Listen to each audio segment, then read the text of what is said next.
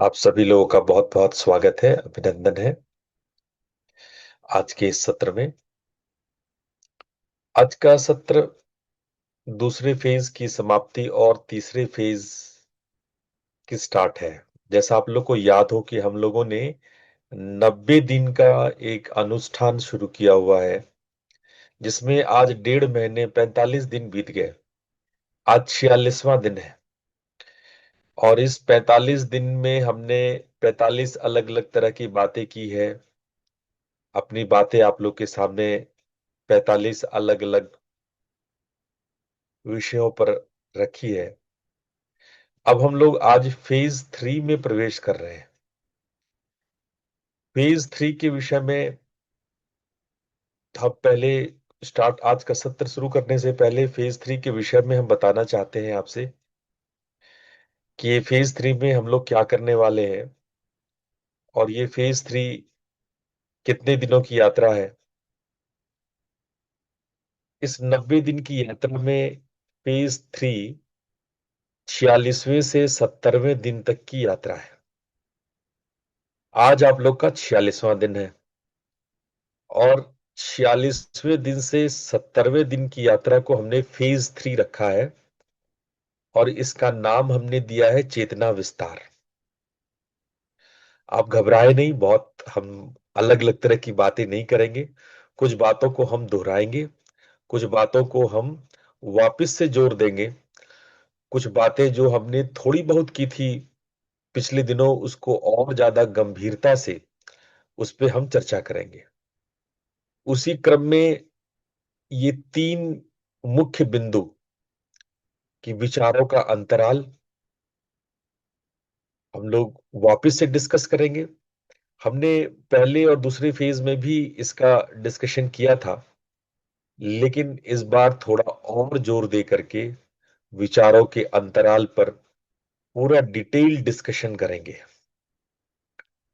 उसके बाद हम लोग श्वास अंतराल, वैसे हमने पहले फेज में श्वास अंतराल पे बहुत सारे प्रयोग किए, प्राणायाम किया, कुंभक किया, लेकिन इस बार थोड़ा और डीपर प्रयोग करेंगे श्वास अंतराल पे और आपको ब्रेथ गैप के विषय में और जोर से, ताकि आपके जीवन में ये दोनों ही अंतराल उतर आए, विचार का अंतराल और श्वास का अंतराल। तीसरे सप्ताह हम लोग देखेंगे साक्षी भाव, कि साक्षी भाव में हम लोग कैसे चल सकते हैं। ये कुल मिलाकर के 25 दिन की यात्रा है। इस 25 दिन में हम लोग कोशिश करेंगे कि विचार के अंतराल को अपने जीवन का हिस्सा बनाएं, श्वास के अंतराल को अपने जीवन का हिस्सा बनाएं और साक्षी भाव। ये तीनों ही विषय आपने डिस्कशन कर लिया। हम लोग पिछले 2 फेजों में, पिछले 45 दिनों में हम लोगों ने इस पर पर्याप्त बातें करी है, लेकिन अभी भी हमारे जीवन में ये नहीं उतरा है कि नहीं? कितने लोग कहते हैं कि उनके जीवन में उतर गया है? बताओ जरा, चैट में लिख के हमें बताना कितने लोग कहते हैं कि ये तीनों उनके जीवन में उतर गया। यस नो लिख के बता दो हमें, सच सच बताना। चैट में आप यस या नो लिख के बताओ कि कितने लोगों के अंदर में ये उतर आया।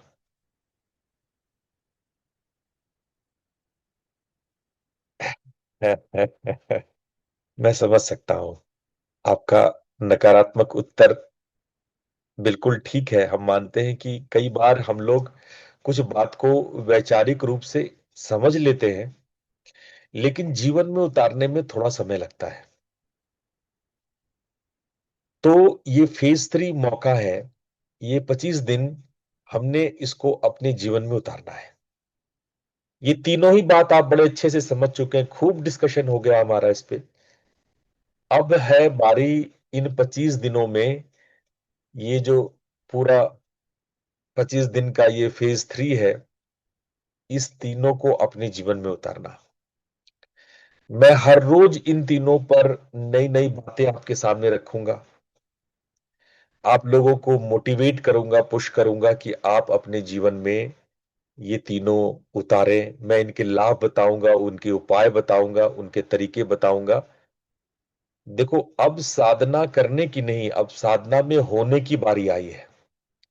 अब समझने की नहीं, उसको जीवन में उतारने की बारी आई है। और जब आप जाग जाएंगे, जब आप इस ज्ञान को पचा लेंगे, विजडम बन लेंगे। एक होता है खाना खाना, एक होता है खाना पचाना। तो आपने खाना तो खा लिया है, अब पचाने की बारी है। तो पचाने के लिए उसको जीवन में उतारना है, और जब आप जीवन में उतारेंगे तभी जागरण होगा, और तभी मुक्ति संभव है। इस विषय में मैं आपसे बताना चाहूंगा कि हमने फेज 2 और फेज 3, जब ये पिछला फेज 2 हमने शुरू किया था, तो ये 22 से 45 दिन का, 22वें दिन से 45वें दिन का ये फेज 2 था। और अब जो ये फेज 3 है, ये 46वें दिन से 70वें दिन तक का ये फेज है। हमने आपको 20 मिनट बढ़ाने के लिए कहा था, आपकी सामान्य साधना से 20 मिनट बढ़ाना, ध्यान के लिए और प्राणायाम के लिए आपको मैंने मोटिवेट किया। आपको मैंने बहुत सारे उपाय बताए। वही अब मैं फेज 3 में आपको मैं आधे घंटे की साधना के लिए, आधे घंटे के ध्यान के लिए प्रेरित करूंगा, मोटिवेट करूंगा। और उस 30 मिनट को निरंतर हो, लगातार हो, गहरा हो, वो उसमें निरंतरता आए, रेगुलरिटी आए और सिंसियरिटी आए, और डीप अवेयरनेस के साथ आप उस ध्यान के समय को, उस ध्यान की क्रिया को आप पूरा करें। पहले जो फेज 2 में हमने 22वें से 45वें दिन मेरे पढ़ाने का और आप लोग को बताने का और ध्यान का केंद्र जो मैंने आप लोग को बताया था, वो या तो प्राण था, या तो हृदय था, या तो नाद के विषय में, नाद को अनुभव करना था। उसी में मैंने भक्ति योग, मूर्ति, यंत्र, तंत्र, मंडल से लेकर के प्राण, प्राण के तीन जो तेजस, ओजस, रेतस, ये सारी बात हमने खूब डिटेल में बात करी। लेकिन इस फेज में हम लोग कोशिश करेंगे कि हम लोग एक अनुभवकर्ता को देखने की बात करेंगे। हम अनुभव की बात नहीं करेंगे। जो अनुभव हो रहा है, जो अनुभव कर रहा है, उस कर्ता को देखने की बात करेंगे। उस डूअर के प्रति अवेयर होंगे। हमने फेज 2 में जो प्रैक्टिस की थी, उसमें सजगता की जो प्रैक्टिस की थी, अवेयरनेस की, उसमें ऊर्जा को फील करने की बात करी थी कि ऊर्जा को आप फील करो। कैसे? आप हृदय से फील कर सकते हो। आप उसको फील करने के जो तरीके हैं, उस वो हमने डिस्कस की थी। अब उस फीलिंग के प्रति, जो वो फील करने वाला बंदा है, जो आपके भीतर में जो फील कर रहा है, चाहे वो इंद्रिय हो, चाहे वो जो भी सत्ता हो हमारे भीतर की जो फील कर रहा है, उसके प्रति विटनेस बनना, उसके प्रति साक्षी बनना, ये फेज 3 में करना है। हमने अनुलोम विलोम का प्रैक्टिस किया, नाद के प्रैक्टिस किए, MSRT, माइंड साउंड रेजोनेंस की प्रैक्टिस करी, बहुत देर प्रैक्टिस करी हमने। अब हम लोग पुनः प्रैक्टिस करेंगे थॉट गैप की और ब्रेथ गैप की। और इस बार प्रैक्टिस इस प्रकार से करेंगे कि वो आपके जीवन में उतर जाए। फिर हमने साधना के स्तर में जो ऊर्जा है, जो आपकी एनर्जी है, उस पर फोकस कराया था। लेकिन अभी जो हम फोकस कराएंगे इस फेज में, वो चेतना पे कराएंगे। पिछली बार शक्ति पे कराई थी, इस बार शिव पे कराएंगे। दैनिक जीवन में हम कैसे 4 प्रकार के एनर्जी महसूस कर सकते हैं, भीतरी, बाह्य, है ना, और हमारे कर्मों में लगने वाली ऊर्जा, हमारी बुद्धि में लगने वाली ऊर्जा। उसके लिए हमने 4 बेसिक पॉइंट दिए थे कि सुबह अवेयर हो, ठीक है, 7 बजे, फिर 11 बजे, फिर दोपहर के 3 बजे एक बार अवेयर हो जाना, और शाम के 7 बजे अवेयर अवेयर हो जाना। ये 4 बार मैंने चेकिंग का टाइम आप लोग को दिया था कि 4 बजे, 11 बजे, 2 बजे, और अगेन शाम के 2-3 बजे, और शाम के 7-8 बजे। अब मैं फिर आप लोग को इससे थोड़ा सा अपग्रेड करके फेज 3 में आपको बताऊंगा कि आप हर घंटे अवेयरनेस चेक कैसे कर सकते हैं। जैसे ही मिनट की सुई 12 पे जाए, यानी 7 बजे, 8 बजे, 9 बजे, 10 बजे, 11 बजे, 12 बजे, जब भी कोई टाइम बज रहा है, यानी मिनट की सुई 12 पे जा रही है, तो हम कैसे अपने अवेयरनेस को चेक कर सकते हैं कुछ सेकंड्स के लिए, 10 सेकंड के लिए, 5 सेकंड के लिए, जस्ट 5 सेकंड, आपको हर घंटे 5 सेकंड कैसे अवेयरनेस कर सकते हैं, इसके बारे में भी हम आपको बताएंगे। इस फेज को हम थोड़ा सा डिवाइड करते हैं। तो हम पहले जो आज से यानी 46वें दिन से लेके 55वें दिन तक, ये 10 दिन हम लोग थॉट के विषय में, थॉट और थॉट के गैप के विषय में गंभीर चिंतन मनन करेंगे। आपको विचारों के प्रति हर एक जो उसके क्षेत्र है, उसके जर्रे जर्रे से हम आपको अवेयर कराएंगे।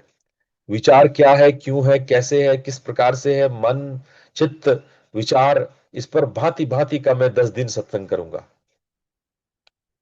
उसके बाद जो अगले 56वें से 63 दिन, जो उसके बाद का सप्ताह आएगा, उसमें मैं आपको ब्रेथ गैप के विषय में, कि श्वास के अंदर कैसे रुके, कुंभक को कैसे डेवलप करें, कुंभक में तुरीय का अनुभव कैसे करें, है ना, श्वास जीवन का मेट्रोनोम कैसे है, गैप से शांति कैसे बनाएंगे, ये सब चीज मैं आपको बताऊंगा। इसके अलावा मैं लास्ट जो चौथा सप्ताह है, 64वें दिन से 70वें दिन तक में, मैं आपको प्योर विटनेसिंग, हर क्षण में केवल साक्षी भाव में कैसे उतरा जा सकता है, जज किए बिना कैसे आप दृष्टा बन सकते हैं, फल की आसक्ति से कैसे मुक्त हो सकते हैं, फलाकांक्षा से मुक्त होकर के कर्मठ कर्म कैसे कैसे कर सकते हैं, हम आपको बताएंगे कि हर टाइम, हर क्रिया में हम अपने अवेयरनेस को कैसे जोड़ सकते हैं, ऐसा कि जीवन ही साधना हो जाए। तो पहला 10 दिन है विचार और विचारों के बीच उसकी यात्रा। दूसरा जो सप्ताह 3 है, वो है श्वास के गैप में तुरीय क्यों झलक लेना। और चौथे सप्ताह साक्षी बनना, ये फेज 4 का नींव आएगा। जो अंतिम फेज 4 आएगा, वो सबसे बेस्ट, जो कहते हैं ना कि हमारे इस अनुष्ठान का सबसे उत्कृष्ट टाइम होगा, जो फेज 4 आएगा। और फेज 4 में आप बेहतर तरीके से तभी प्रवेश कर पाएंगे जब ये वाला जो हम लोग का 25 दिन है, इस 25 दिन में अगर आपने ठीक ठीक साधना कर ली, तो जो अगले चौथे फेज में हम लोग उतरेंगे, 71वें से 90 वाला दिन जो है, वो कमाल का आपको, जो एक ऐसा आशीर्वाद, एक ऐसा चमत्कार आपके जीवन में उतरेगा, एक ऐसा बदलाव आपके जीवन में उतरेगा, एक ऐसा सिद्धि और परफेक्शन आपके जीवन में उतरेगा कि आपके जीवन को पूरी तरह से बदल देगा। आपके जीवन में सुख, शांति, आनंद की धारा बहने लगेगी। तो आइए इस फेज 3 को पहले सफल पूर्वक कंप्लीट करें। और सफल पूर्वक कंप्लीट करने के लिए आइए शुरुआत करते हैं 46वें दिन और इस दिन के ध्यान से। सभी लोग स्थिर होकर के बैठ जाएं।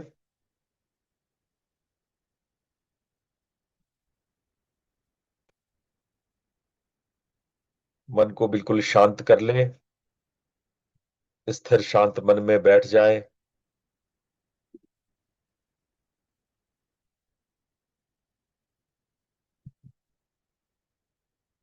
शरीर बिल्कुल स्थिर।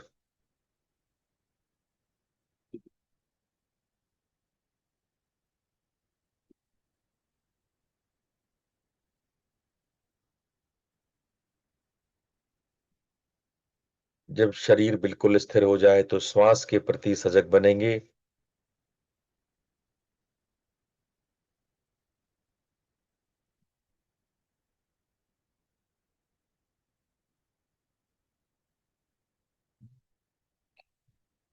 श्वासों की सजगता के पश्चात अब हम लोग मन में चलने वाले जो भी विचार है उसके प्रति सजग बनेंगे।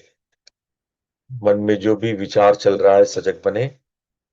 एक दृष्टा की भांति आप अपने मन को देखें।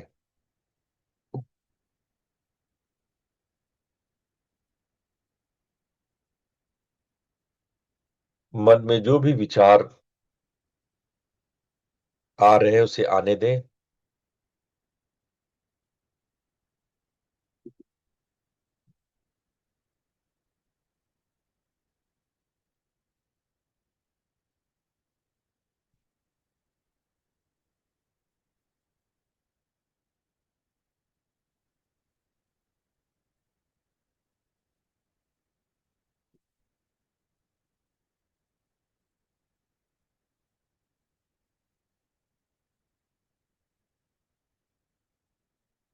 कोई भी थॉट हो, कंस्ट्रक्टिव हो, डिस्ट्रक्टिव हो, उसे रोके नहीं, बस दृष्टा बने, उसे देखें। जैसे बादल आते हैं, जाते हैं, पर आकाश कुछ नहीं करता, बस वो होता है, मौजूद होता है। वैसे ही आप मौजूद हैं, विचार आते हैं, जाते हैं। न रोके, न उलझें, न एंटरटेन करें, बस एक दृष्टा की भांति आने जाने वाले विचारों को देखें।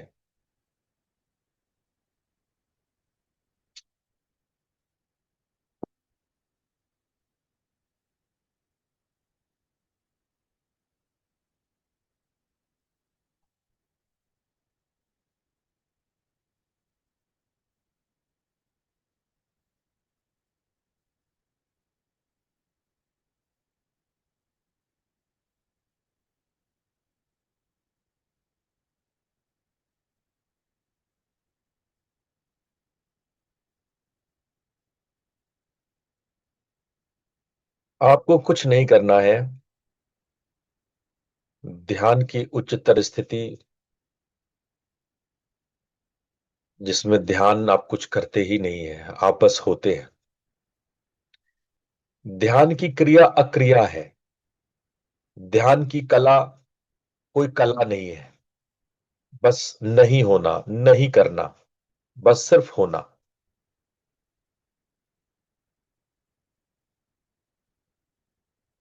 ध्यान कुछ भी करने का निषेध है, सिर्फ होने का भाव है।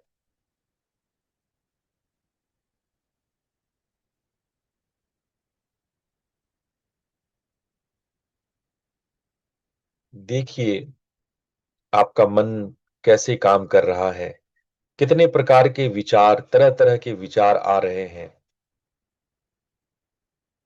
जब विचार नहीं आ रहे हैं तो इस विचारहीनता के प्रति भी सजग बनिए।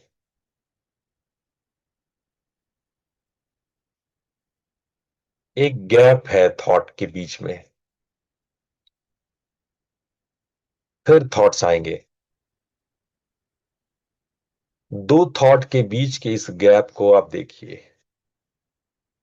थॉट रुक नहीं सकता है, 1 मिनट के भीतर फिर से थॉट आएगा। आपको रोकना नहीं, आप बस सजग बनिए।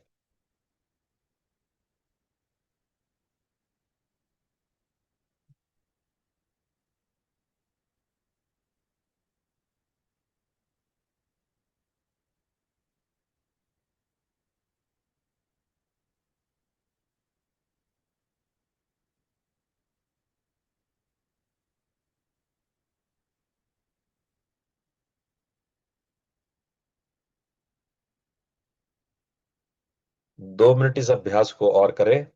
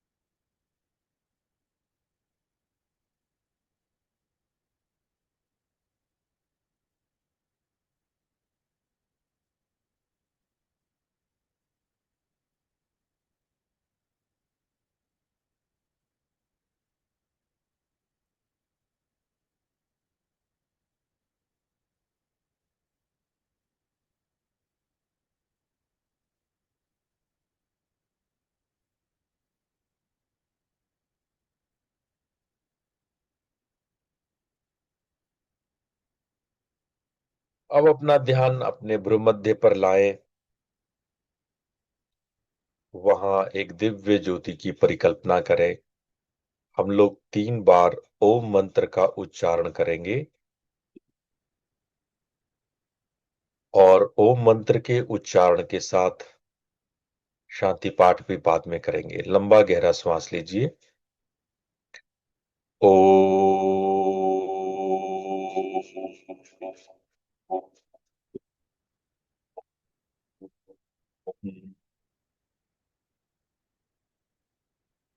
ओ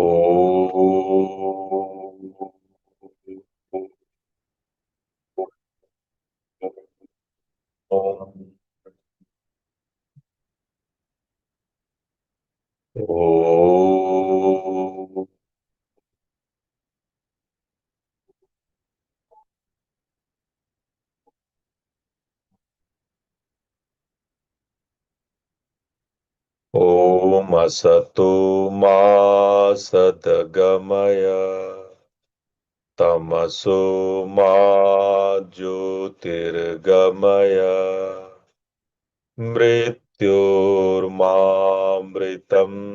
गमय। ओम शांति शांति शांति ही। दोनों हथेलियों को आपस में रगड़ते हुए अपनी आंखों पर रखें और धीरे धीरे अपनी आंखें खोलें।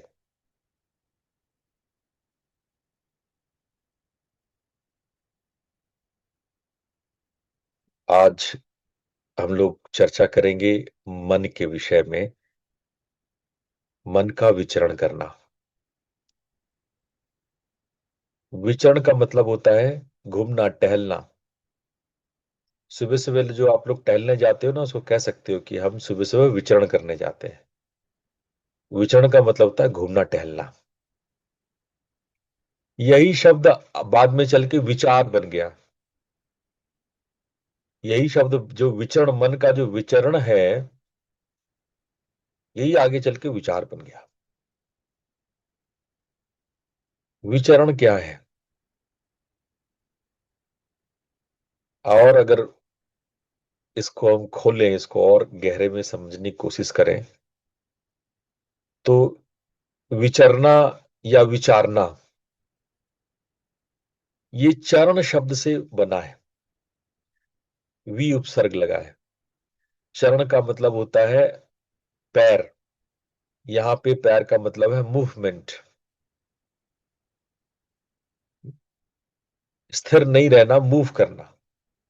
विचरण, विशिष्ट रूप से मूव करना।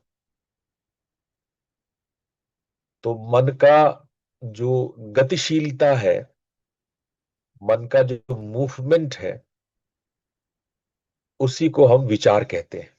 आइए आज हम इसके थोड़े गणित को और थोड़े विज्ञान को समझते हैं कि ये जो मूवमेंट्स है मन का, इसके पीछे की मैथमेटिक्स क्या है और इसके पीछे का साइंस क्या है। जब आप इसकी मैथमेटिक्स और साइंस समझेंगे, तो इसके प्रति दृष्टा भाव विकसित करने में आपको सुविधा होगी, इसको समझने में सुविधा होगी। पहले हम अलग अलग मतों के हिसाब से मन को समझ लें कि भारत में और वेस्टर्न जगत में मन को क्या, क्योंकि भारत में मन की परिभाषा थोड़ी अलग है। वेस्टर्न जगत जिस चीज को माइंड कहता है, ठीक ठीक उन्हीं चीज को हम लोग मन नहीं कहते। यानी जो साइकोलॉजी में आप माइंड को सुनते समझते हैं, वो हमारे दर्शनों में, हमारे साहित्य में, हमारी भाषा में मन वो मन नहीं है। हम लोग साधारणतः मन का ट्रांसलेशन माइंड कर लेते हैं। जब मन बोलना है तो उसका इंग्लिश ट्रांसलेशन माइंड कर लेते हैं। पर याद रखना, हम भारतीय जब मन बोलते हैं तो उसके अर्थ अलग होते हैं। और जब कोई विदेशी उसको माइंड बोलता है,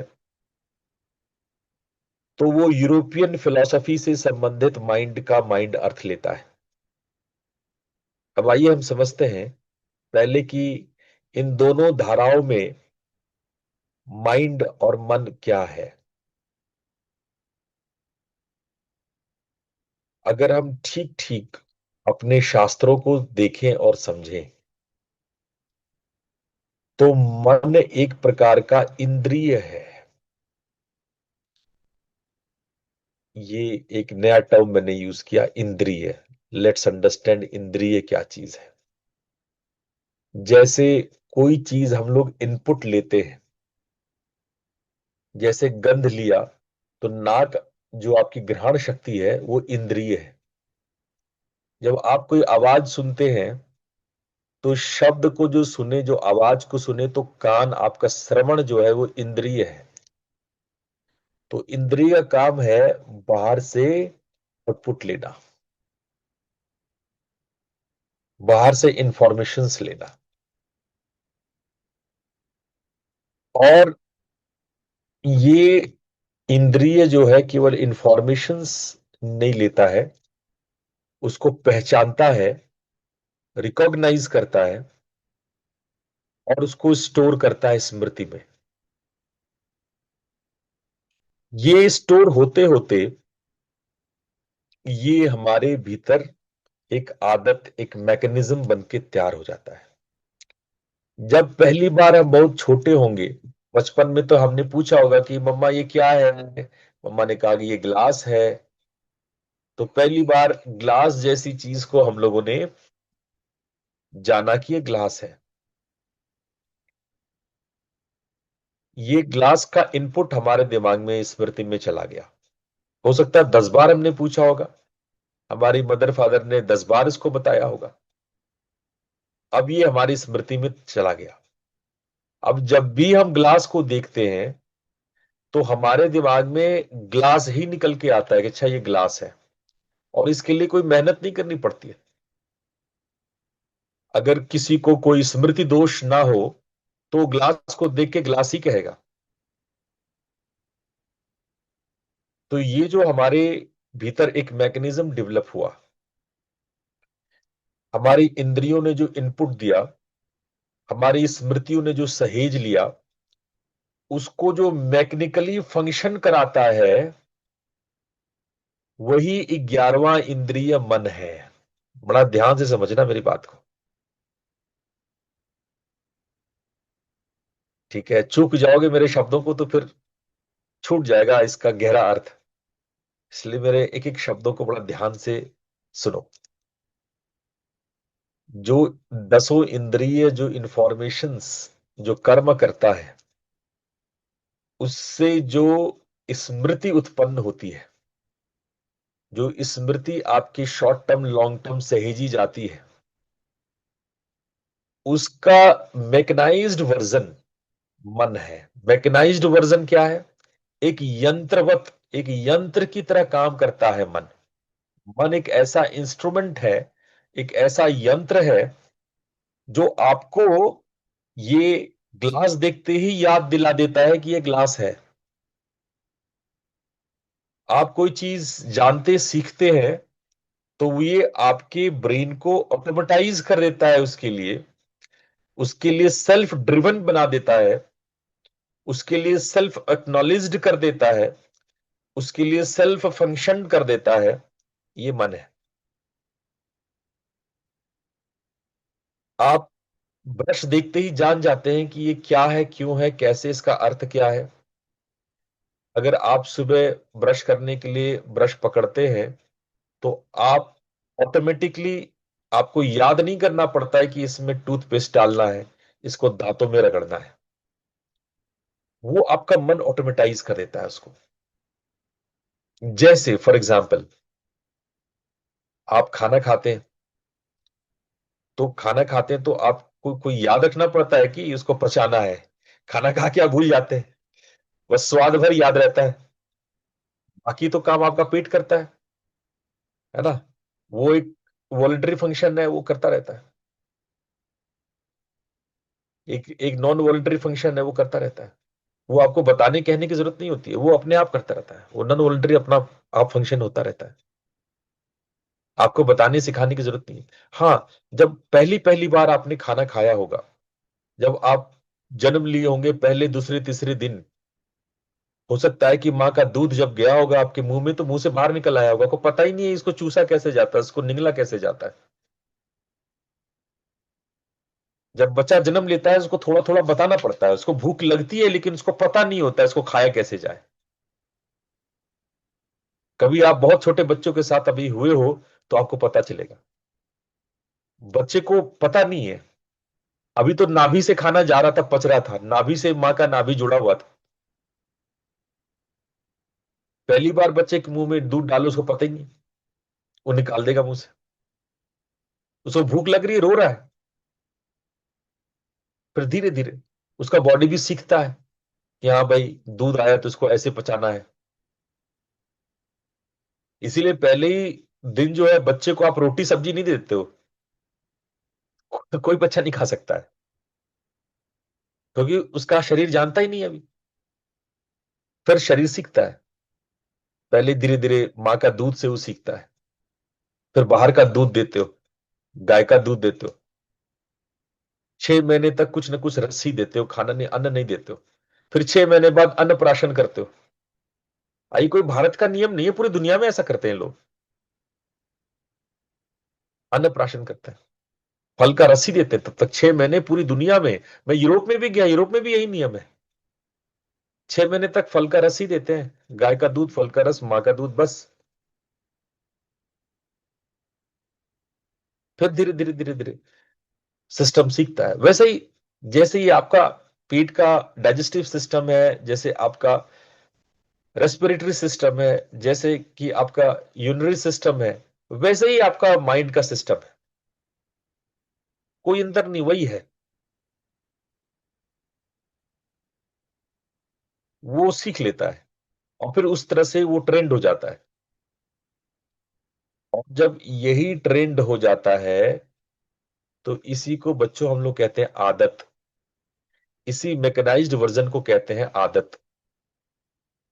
हर छोटी छोटी छोटी बड़ी, हर छोटी बड़ी चीज का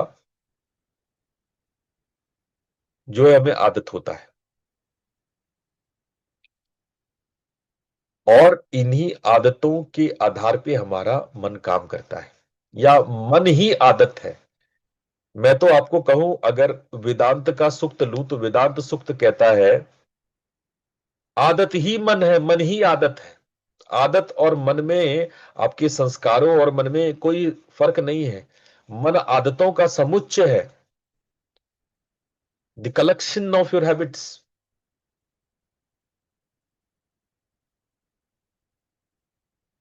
और यही जो आदतें हैं वो बंधन और मोक्ष का कारण है। जब हम इसी मन के आदतों को सुधारते हैं और चित्त परक बनाते हैं, चेतना के अनुसार बनाते हैं, तो हमें मोक्ष मिलता है। और जब हम इन्हीं आदतों को, इसी मन को चेतना के जितने विपरीत बनाते हैं, उतने ही जीवन हमारा क्लिष्ट हो जाता है, कलेश उतना ही ज्यादा है। तो जीवन की क्लिष्टता और कलेशता इस बात पे डिपेंड करता है कि मन के आदतों को, मन को आपने किस प्रकार की ट्रेनिंग दी है, किस प्रकार से मैकेनाइज किया है कि वो चेतना का साथ दे या चेतना के विरुद्ध हो। चेतना का साथ दे तो स्वधर्म है, और चेतना के विपरीत है तो परधर्म है। हमने पिछले दिन स्वधर्म और परधर्म के ऊपर चर्चा किया था। स्वधर्म क्या है? जब मन आपका चेतना के साथ है तब स्वधर्म है, स्वतंत्र है आप। लेकिन जब आपका मन आपके चेतना के विरुद्ध है, उसके अगेंस्ट है, तब आप परतंत्र हैं, आप गुलाम हैं, आप परधर्मी हैं। आपकी चेतना को पता है, आपके जीवन का पूरा ब्लूप्रिंट आपकी चेतना के पास है। आपकी चेतना आपकी उत्कर्ष को जानती है, आपकी होल प्रोग्रेस को जानती है। लेकिन हम ही अपने जीवन में पैर पे कुल्हाड़ी मारते हैं। प्रॉब्लम हमारे जीवन में, हमारे जीवन की है कि हम अपने जीवन को पैर में कुल्हाड़ी मारते हैं। हम अपने मन को अपनी चेतना के विरुद्ध बना के रखते हैं, विपरीत करके रखते हैं, सूर्य की तरफ पीठ दिखा के खड़े हो जाते हैं। हमारे उपनिषद, हमारे गीता, योग वेदांत के ग्रंथ सब यही बात कहते हैं। हमारे चेतना और मन के पीछे का यही बात रखी हुई है। चेतना को प्रारब्ध पता है, चेतना अपने प्रारब्ध के हिसाब से चलती है, और प्रारब्ध धीरे धीरे आपको मोक्ष की ओर ले जाती है। ये प्रारब्ध का गुण है। लेकिन हम अपने ही प्रारब्ध के विरोध में होते हैं।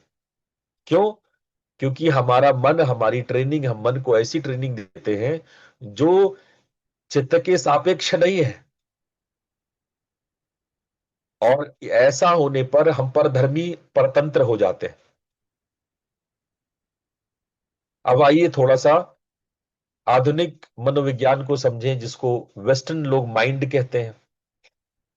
उसमें बहुत सारे दोष हैं, और इसी वजह से पिछले 300 सालों से वेस्टर्न साइकोलॉजी लगातार बदलता रहा है। अलग अलग लोगों ने अलग अलग मॉडल दिया। हमारे यहाँ सांख्य ले लो, वेदांत ले लो, कोई भी दर्शन ले लो, बौद्ध दर्शन ले लो, इवन जो नॉन हिंदू दर्शन है, नॉन हिंदू मीन्स जो वेदों को नहीं मानने वाले धर्म है, जैसे बौद्ध धर्म, जैन धर्म, वेदों को नहीं मानते, वो भी मन को उन्हीं अर्थों में लेते हैं। मन मन के कॉन्सेप्ट में चेंज नहीं है, मोक्ष और बंधन के कॉन्सेप्ट में चेंज नहीं है। लेकिन यूरोप में जब से रिनेंसा हुआ है, पुनर्जागरण हुआ है, 14वीं 15वीं शताब्दी से लोग पिछले 400 500 सालों से मन को समझने की कोशिश कर रहे हैं। और ये आज की बात नहीं है। ईसा ईसवी से भी पहले, ईसा मसीह से भी पहले, ईसवी सन से पहले ग्रीक के जब राइटर ने लिखा कि हम कुछ नहीं, एक विचार है, because we think we exist. हम सोच रहे हैं इसलिए हम एग्जिस्ट करते हैं। हमारा एग्जिस्टेंस इस बात पे निर्धारित करता है कि हम सोच रहे हैं। मिस्टेक वहां से है। और हम लोग इस बात को नहीं समझ पा रहे हैं कि जो वेस्टर्न साहित्य आ रहा है, जो वेस्टर्न सोच आ रहा है, वो प्रारंभिक रूप से ही विचारों को अस्तित्व मान करके गलत कर चुका है। जब आप विचारों को ही अपना अस्तित्व मानेंगे, कि आपका अस्तित्व इसलिए है क्योंकि आप विचारते हैं, और विचार ही आपका अस्तित्व है, ऐसी थॉट लेके चलने की वजह से इनके दर्शनों में, इनके ग्रंथों में लगातार परिवर्तन होता आ रहा है। फ्रॉयड ने जो आइसबर्ग मॉडल दिया, उसको विलियम जेम्स ने काट दिया। पिछले कुछ दशकों से मॉडर्न साइकोलॉजी थक हार करके अपना नाता न्यूरोसाइंस से जोड़ लिया। न्यूरोसाइंस कम से कम शारीरिक स्तर पे मन को समझने का बेहतर तरीका है। हम ये नहीं कहेंगे बहुत गहरा तरीका है, पर कम से कम पाश्चात्य जगत में मन के संबंध में जो अवधारणाएं रही हैं, उनमें से सबसे बेहतर मॉडल है कि हम न्यूरोसाइंस के आधार पे हम मन को समझें। ऑल्दो ये बहुत ऑब्जेक्टिव है, सब्जेक्टिव नहीं है, लेकिन फिर भी सत्य के क्लोजर है। जैसे न्यूरोसाइंस कहता है कि ब्रेन हार्डवेयर है और माइंड सॉफ्टवेयर है। ब्रेन के इंपल्सिस के आधार पे, ब्रेन के इलेक्ट्रोट्रांसमीटर्स के आधार पे जब हम मन को समझने लगे हैं पिछले कुछ दशकों से कम वेस्टर्न साइकोलॉजी में एक स्थिरता आई है। वरना इससे पहले तरह तरह के मन के पीछे उत्पाती ख्याल लोगों ने रखा, और एक के बाद एक दूसरे को लोग काटते रहे, एक दूसरे को लोग गलत साबित करते रहे। अभी भी साइकोलॉजी में माइंड एक कॉग्निटिव प्रोसेस है, पहचानने की, किसी चीज को पहचानने का एक प्रोसेस है, जिसमें परसेप्शन, मेमोरी, इमोशंस, थॉट, इन सब को मिला जुला करके इन्होंने माइंड कह दिया।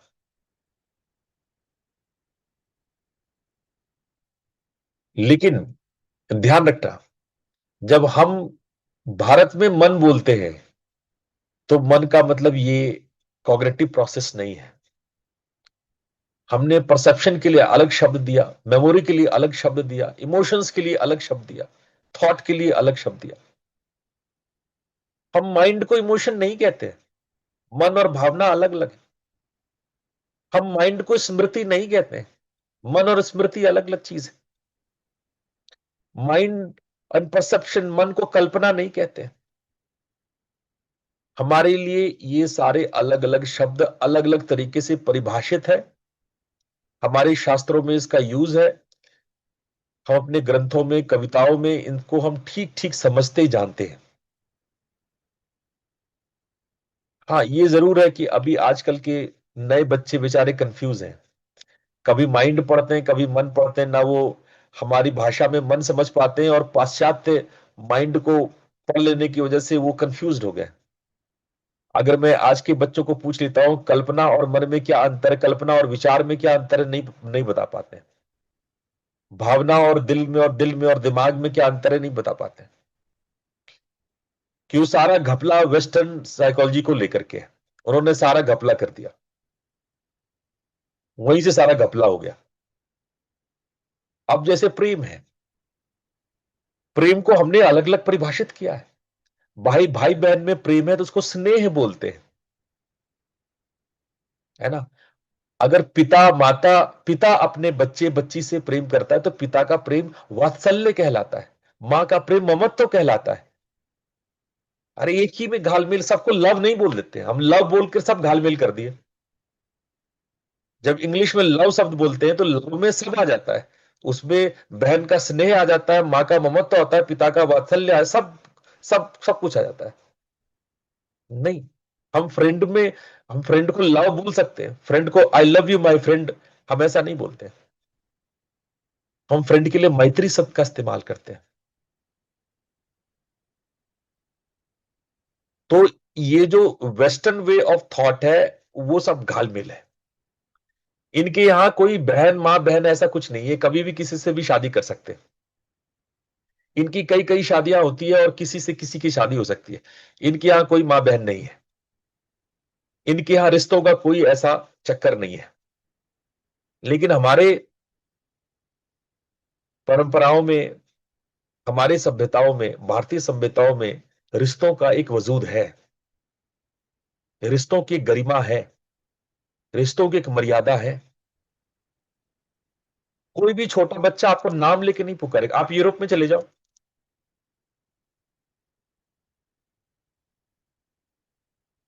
यूरोप में लास्ट टाइम में मैं गया था, एक छोटा बच्चा था, मुश्किल से 4 साल का बच्चा था, मेरे साथ बहुत देर तक खेला वो।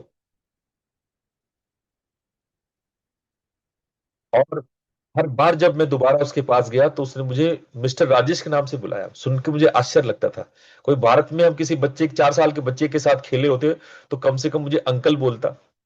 अंकल सुनकर के मुझे आनंद आता है, दादा बोलता मुझे आनंद आता, चाचा बोलता, पिता बोलता, तात बोलता, दादा बोलता, बाबा बोलता, कितना आनंद का अनुभव करता मैं। नाम से बुला रहे हैं, hello mister Rajesh, good morning. उनके यहाँ ही कल्चर है। नाम सुनना लोगों को अच्छा लगता होगा। हम रिश्तों से जाने जाते हैं। हमें रिश्ता सुनना अच्छा लगता है। ऑल्दो अब भारत में भी परिवर्तन है। आप किसी स्त्री को बहन जी बोल के देख लो, दीदी बोल के देख लो, चाहे आपसे बड़ी भी हो। तो ये जो पश्चिमी प्रभाव है, अब ये सब घालमेल, हमारी सभ्यताओं, हमारी मर्यादाओं के साथ सब घालमेल है।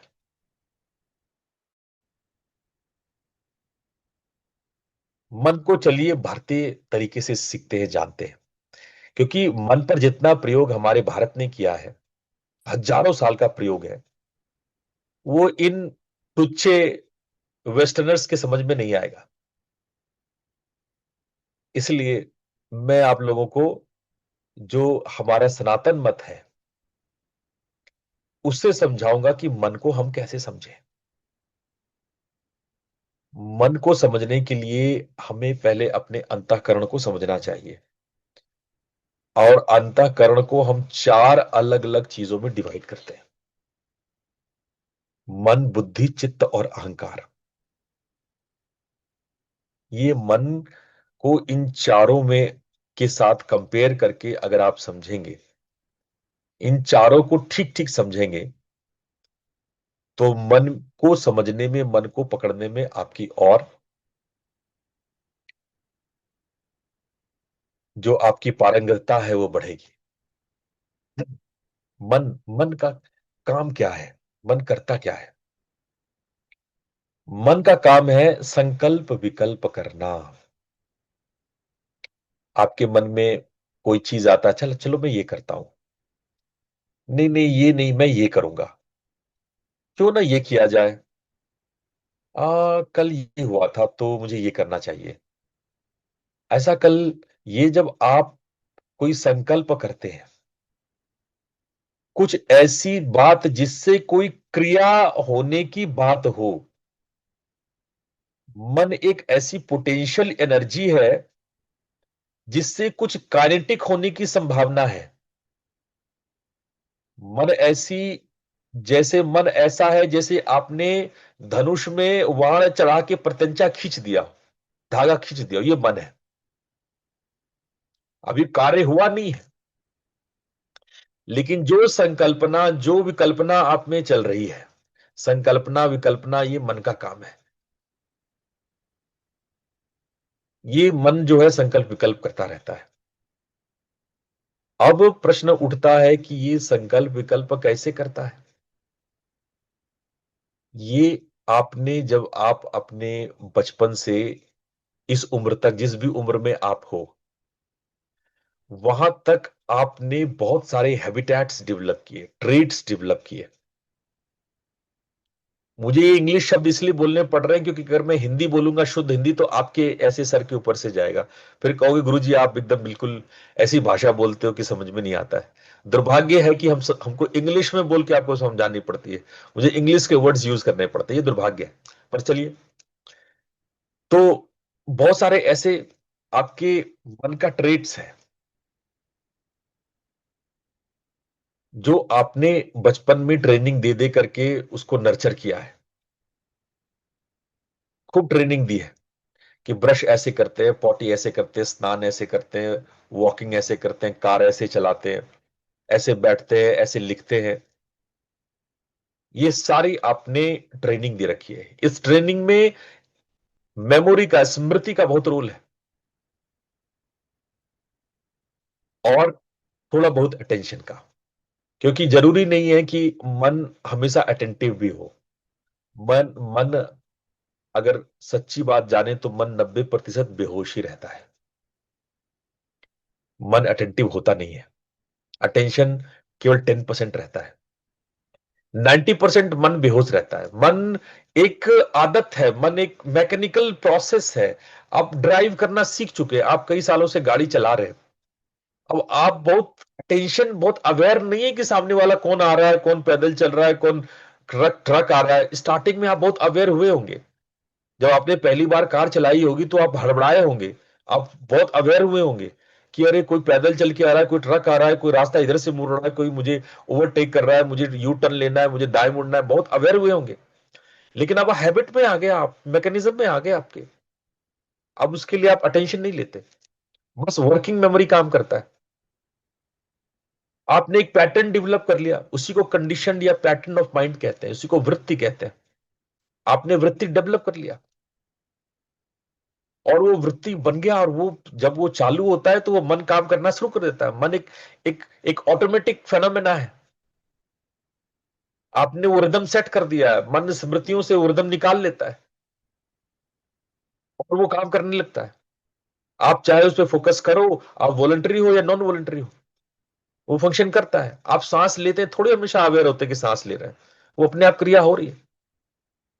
ऐसे ही मन का है, आप जरूरी नहीं कि उसमें टेंशन ले, आप अटेंटिव हो या ना हो, मन अपना काम करता रहता है। और मन 90% अनअटेंटिव ही होता है, बेहोश ही होता है।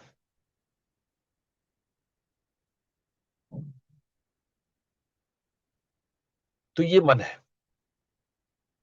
अब आइए बुद्धि पर बात कर ले। पाश्चात्य दर्शन से अलग हमारे यहाँ इंटेलेक्ट को माइंड नहीं कहा जाता है। ये एक अलग विषय है। इंटेलेक्ट निश्चित रूप से मन से बिल्कुल अलग विषय है। मन और बुद्धि एक नहीं है। और इसी वजह से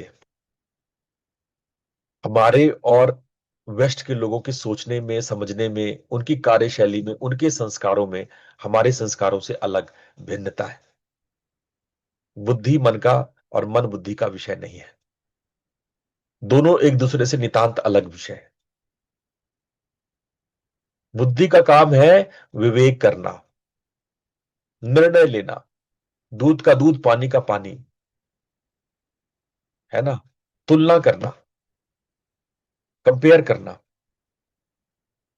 निर्णय लेना, डिसीजन लेना, जज करना, किसी के बारे में जो जजमेंट आप डेवलप करते हो वो जजमेंट करना, विश्लेषण करना, ये बुद्धि करता है। अब अब हम लोग अपने बच्चों को ये सब बताते नहीं है ना। बच्चे अंग्रेजी किताब पढ़ पढ़ करके उन्होंने सब भ्रष्ट कर लिया अपना ज्ञान। बुद्धि, वो मन को बुद्धि, बुद्धि को मन बोल देते हैं। हमें अपने बच्चों को सिखाना होगा कि मन अलग, मन को मन बोलो, बुद्धि को बुद्धि बोलो, दोनों अलग अलग है। जब आप विवेक निर्णय ले रहे हो, आपका जब इंटेलेक्ट काम कर रहा है, विवेक बुद्धि काम कर रही है, तुलना तुलना करने की, जो एक विश्लेषण करने की बुद्धि काम कर रही है, उसको मन मत बोलो। बोलचाल से फर्क पड़ता है।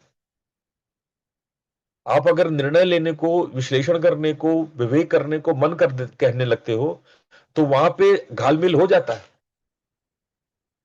और यदि आपकी बुद्धि पर मन का प्रभाव पड़ने लगे तो आपकी बुद्धि डल हो जाती है, कमजोर हो जाती है और गलत निर्णय लेते हो आप। और यही वजह है, ये केवल भाषा की बात नहीं है, ये संस्कारों में धंसता जा रहा है। मुश्किल ये बात है, हम बुद्धि और मन में अलग अलग बातें नहीं करते, फर्क नहीं रखते। जब बुद्धि का काम करते हैं तो उसको मन का काम बता देते हैं, और मन का काम करते हैं तो उसको बुद्धि का काम बताते हैं। और यहीं से हमारे संस्कारों में, हमारे सोचने समझने की, विचारने की व्यवस्था में कमियां आने लगती है। ठीक है। चित्त क्या है? चित्त जो है वो स्मृति का संग्रह है। जो स्मृति और ये स्मृतियां, ये जा संस्कार का जो भंडार होता है, वही चित्त है ना। इसको ऐसा मानो कि चेतना पर जमा हुआ, जो एक आईना पर जमा हुआ धूल चित्त है। वास्तव में चित्त चेतना ही है, वो आईना ही है। लेकिन आईना, जब हम चेतना को चित्त बोल रहे होते हैं, तो चित्त का मतलब है कि उस आईने पे पड़ी हुई धूली, उस पर कलर्स, चित्त के, चेतना के कलर्स। अभी आएंगे, इस पे खूब चर्चा करेंगे हम लोग। चेतना और मन एक नहीं है, चित्त और मन एक नहीं है। हम आपको अभी भी बताए, जब चेतना के विरुद्ध हो तो आप परधर्म को अपनाते हो, और चेतना के साथ हो तो स्वधर्म को अपनाते हो। तो चेतना क्या है? चेतना आपके, जो आप कर्म लेके, प्रारब्ध कर्म लेके आए हो, जो नियति लेके आए हो, नियति है आपका चित्त। वो प्रारब्ध है आपका चित्त। इस विषय पे हम आएंगे, खूब बात करेंगे। और अहंकार का मतलब होता है आपकी आइडेंटिटी, आपकी पहचान, मैं, मेरा, आपकी बिलोंगिंग्स। जब आप सेल्फ रेफरेंशियल प्रोसेस करते हो, आपको बचपन से सिखाया गया मेरा नाम ये, कॉलेज में आपको डिग्री मिली, मेरी डिग्री ये, आपके पिता की वजह से आपका कोई पहचान है, खानदान है। ये सब कुछ जो आपको एक डिफॉल्ट मोड मिला आपको आइडेंटिफिकेशन का, वो है अहंकार। इसको ठीक ठीक समझ लेना। इन चारों को ठीक ठीक समझ लिए तो आप समझो कि मन की संरचना को और मन की विचरणा को, ये दोनों को आप समझ गए। मन की संरचना और मन का विचार, विचरणा, ये दोनों ही समझना है। तो मन की प्रकृति क्या है, अब इस पर भी हम थोड़ा सा देख लें कि मन की प्रकृति, मन का नेचर कैसा है। तो मन का जो नेचर है, उसमें ये 6 बातें हैं।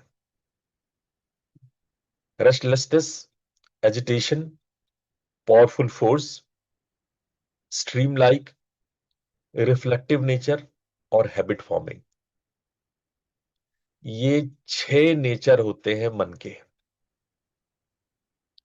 इसको आप लोग नोट डाउन कर लो, ये याद रखने की बात है। चंचलं ही मनः कृष्ण प्रमथि बलवदम दृढ़म तस्याहम निग्रहम मन्ये वायोरिव सुदुष्करम। गीता में 6 अध्याय में लिखा गया है। अर्जुन कह रहे हैं कि हे कृष्ण, मन चंचल, प्रमाथी, बलवान और दृढ़ है। इसको वश में करना वायु को वश में करने जैसा कठिन है। उसके बाद कृष्ण बोलते हैं, असंशय ही महाबाहो मनो दुनिग्रहम चलम। इस पर मैं पीछे आऊंगा। कृष्ण भी स्वीकार कर रहे हैं, असंशय ही महाबाहो मनो दुनिग्रहम चलम। तुम ठीक कहते हो अर्जुन, मन पर वश करना बहुत कठिन है। क्योंकि मन में क्या है? मन में रेस्टलेसनेस है, चंचलता है, बहुत ज्यादा चंचल है। मन एक भी क्षण स्थिर नहीं है। और हार्वर्ड यूनिवर्सिटी ने ये निकाला कि 47% जो है, जो के सब मन जो है वो इधर उधर घूमता फिरता रहता है। यहां तक कि खुशी के काम के दौरान जब आप खुश होकर काम करते हो तब भी मन विवर करता है, मन भटकता रहता है। एजिटेशन, मन प्रमाथी है और मन एजिटेट करता है, इंद्रियों को तंग करता है, परेशान करता है, अपनी ओर खींचता है, अपने अनुकूल बनाने की कोशिश करता है। मन बहुत बलवान है, ये बुद्धि को पराजित कर देता है और बुद्धि को अपने अकॉर्डिंग कर लेता है। केवल इंद्रिय को ही नहीं हराता, ये बुद्धि को भी हरा देता है। मन जो विचरता है, जो विचार उसका विचरण है, उसका जो विचरण करना है, वो इतना अनवरत है, इतना सतत है, इतना लगातार है कि जैसे मानो कोई नदी हो। उसकी प्रवाहशीलता नदी की तरह है।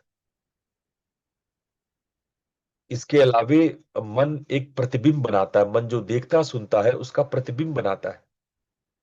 इसको न्यूरोप्लास्टिसिटी कहते हैं। और उसको वो स्टोर भी करता है और अपने अकॉर्डिंग उसको ब्रेन को बदलता भी है। और सबसे स्ट्रांग पार्ट है उसका हैबिट फॉर्मिंग। मन अभ्यास से नई नई धाराएं बनाता है, न्यूरल पाथवेज कहते हैं इसको न्यूरोसाइंस में। कई तरह के ट्रैक्स डेवलप करता है। बार बार दोहराई गई सोच मन में एक खास तरह की दिशा तय करती है, एक मार्ग बनाती है, एक पथ बनाती है। अगर मैं थोड़ी गणित आपके सामने रखूं तो औसतन मानव की एक एक कॉमन ह्यूमन आप सबके मन में 60,000 से भी ज्यादा विचार प्रतिदिन आप सोचते हो। ये मैं नहीं कह रहा हूं, इस शोध के हिसाब से कह रहा हूं। ये क्लेवलैंड क्लिनिक की बात मैं कह रहा हूं, मैं अपने मन की बात नहीं कह रहा हूं। आप एक दिन में, आप में से हर एक कोई एक दिन में 60,000, 60,000 प्लस। 60,000 तो जब लैब में प्रयोग में जब सब्जेक्ट बना करके लिया गया तब की बात है। आप लाख से भी ज्यादा विचार प्रतिदिन सोचते हो। 47% आप निश्चित रूप से बेहोश होते हो। मन भटकता रहता है, आप बिल्कुल होश में नहीं रहते। ये मैं नहीं कह रहा हूं, ये हार्वर्ड यूनिवर्सिटी कह रही है। आप सबसे ज्यादा आश्चर्यचकित होंगे जब नेशनल साइंस फाउंडेशन ने शोध किया कि 80% विचार नकारात्मक होते हैं। अब लो, कर लो बात।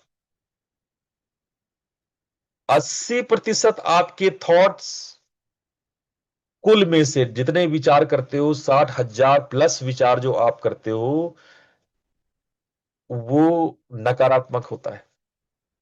अब जरा मान लेते हैं कि आप, हम तो कहेंगे आप लाख से भी ज्यादा करते हो, पर चलो आप 60,000 थॉट्स ही करते हो, 60,000 विचार आते हैं।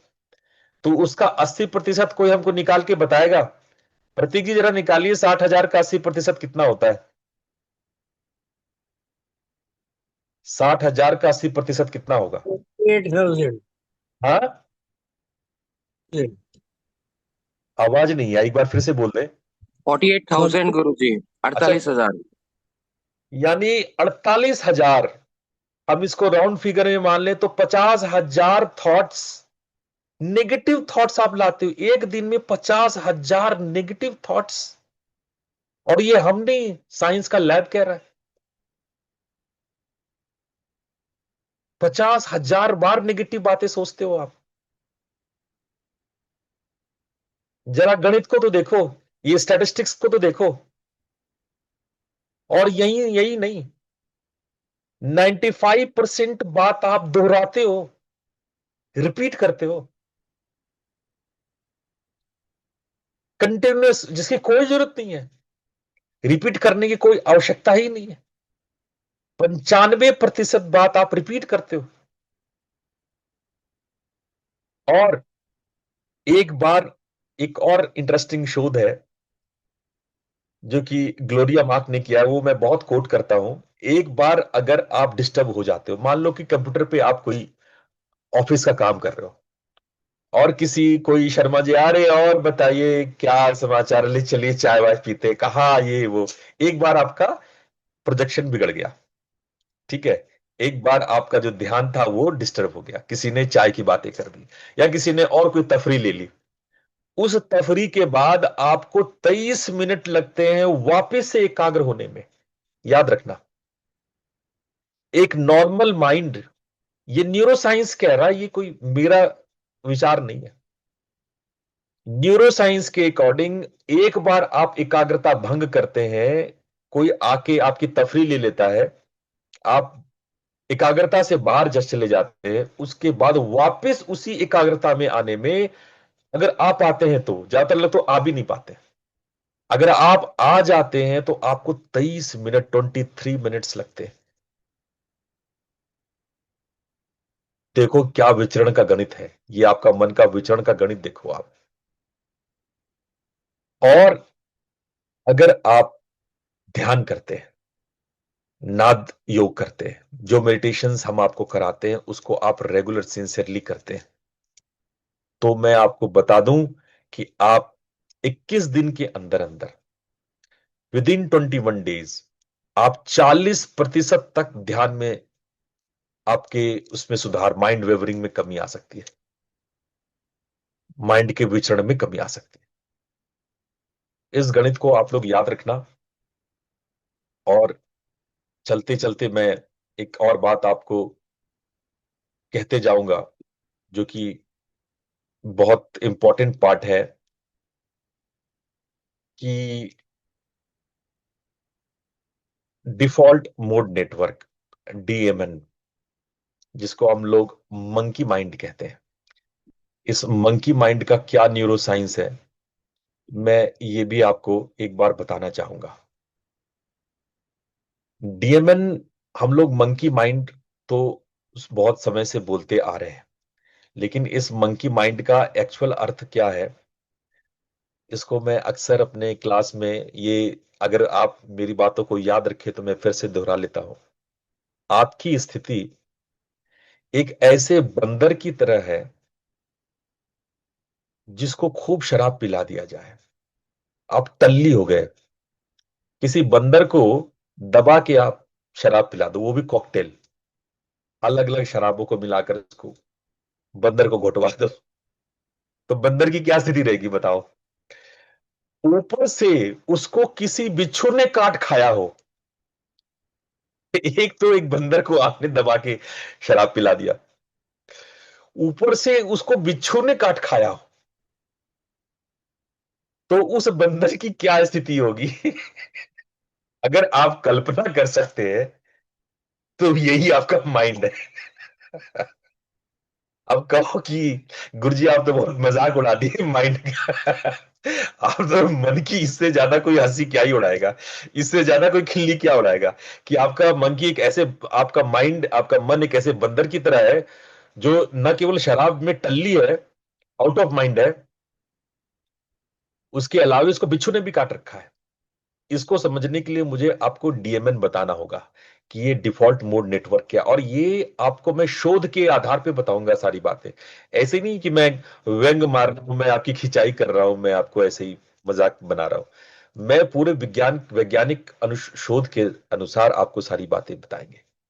2001 में मार्कस रेचले ने इसको वॉशिंगटन में इस पर प्रयोग किया था, और उसके बाद से ये डीएमएन स्टार्ट हुआ कि जब हम कोई कार्य नहीं कर रहे हैं तब भी हमारा मस्तिष्क 60 से 80% ऊर्जा खपत कर रहा है। कैसे खपत कर रहा है? पता है, आपके शरीर का आप जितना ऑक्सीजन आपका बॉडी लेता है, उसमें से 60 से 70% जो ऑक्सीजन है वो ब्रेन खाता है, आपका ब्रेन यूज करता है। आपके ऑक्सीजन का सबसे भारी मात्रा ब्रेन यूज करता है। समझ रहे हैं कि ऑक्सीजन से आपका शरीर मरे ना मरे, आपका ब्रेन सबसे पहले मरता है। तो समझना पड़ेगा कि भाई, ये आप जब कुछ भी नहीं कर रहे हैं तब भी मस्तिष्क जो है ये इतना भारी ऊर्जा खपत कर रहा है। क्या करता रहता है मन? कभी आप सोचे हैं कभी कि क्या सोचते रहते हैं आप? 60,000 थॉट्स, उसमें से 50,000 नेगेटिव थॉट्स। करते क्या आप हो क्या रहा है ये? तो आप यदि गौर करेंगे तो दो बातें हैं। हम इसको दो भाग में विभाजित करते हैं। एक भूतकाल की यानी पास्ट की दुख, और भविष्य की चिंताएं। आप गौर करना, आज मैं यही क्लास छोड़ूंगा, मैं कल डीएमएन से फिर से शुरू करूंगा, पर मैं आप लोगों को बस विचार करने के लिए बस एक बात कहता हूं। क्या आप सोच के दिखना, हमेशा पास्ट का दुख और भविष्य की चिंता में नहीं होते हो? हो सकता है अभी आपको लगे गुरुजी आप अतिशयोक्ति कर रहे हैं, हमेशा ऐसा कैसे होता है? हम बोले हाँ, आप लगभग समय या तो दुख में है या तो चिंता में है। और जब लैब कह रहा है, जब साइंटिफिक लैब कह रहा है कि आप 50,000 प्लस नेगेटिव थॉट्स, 50,000 प्लस, तो आप क्या नेगेटिव थॉट्स कर रहे हैं? नेगेटिव थॉट्स दो ही प्रकार का, मैं इसको दो ही डिवीजन में बांटता हूं। पीछे जो कुछ हुआ उसका दुख मना रहे हो, और आगे जो होने वाली है उसकी चिंता कर रहे हो उसकी। अच्छा, दोनों ही बात कितनी गलत है देखो। जो बीत गया है वो बीत गया है, ठीक है। जो पास्ट है वो पास्ट हो चुका है। जो ऑलरेडी बीत गया वो बीत ही चुका है ना। उसका दुख मनाओ, शोक मनाओ, क्या मतलब है? उसका कोई मतलब नहीं। जो बीत गई सो बात गई। जीवन में एक सितारा था, वो छूट गया सो छूट गया, नभ के आनंद को देखो, इसके कितने तारे छोटे, इसके कितने प्यारे छोटे, पर अंबर से तारों के छूटने पर कब अंबर शोक मनाता है? लेकिन हम शोक मनाते हैं, हम दिन रात शोक मनाते हैं, चौबीसों घंटे इस शोक में रहते हैं कि पास्ट में ऐसा क्यों हुआ, नहीं होना था। अरे भाई हो गया ना, अब ठंडा हो। नहीं, क्यों हुआ? नहीं होना था। और रिपीटिटिवली, रिपीटिटिवली 95% रिपीटिटिवली। और यही नहीं, जो बचा कुचा समय है, अगर ऐसा हुआ तो भविष्य में ऐसा हो जाएगा, तो ऐसा हो जाएगा, तो ये हो जाएगा। अभी हुआ नहीं है भाई साहब, अभी हुआ नहीं है, लेकिन सोच जा रहे हो, सोचे जा रहे हो, ये हो जाएगा तो ये हो जाएगा, तो ये हो जाएगा तो वो हो जाएगा, है ना? तो ये जो आपका लगातार चिंतन है भविष्य के प्रति, ये आपका चिंतन आपको धीरे धीरे नष्ट करता जा रहा है। तो चलिए आज यही, आप इस पर विचार करना। कल हम लोग फिल्म मिलेंगे और डीएमएन पर और चर्चा करेंगे। आप सब लोग इतना प्यार से हमें सुने, आप सब लोगों का बहुत बहुत धन्यवाद। राम गुरुदेव। राम गुरु जी। धन्यवाद। प्रणाम गुरु जी। बहुत बहुत धन्यवाद। प्रणाम गुरु जी। आप प्रणाम गुरु जी। प्रणाम गुरु जी।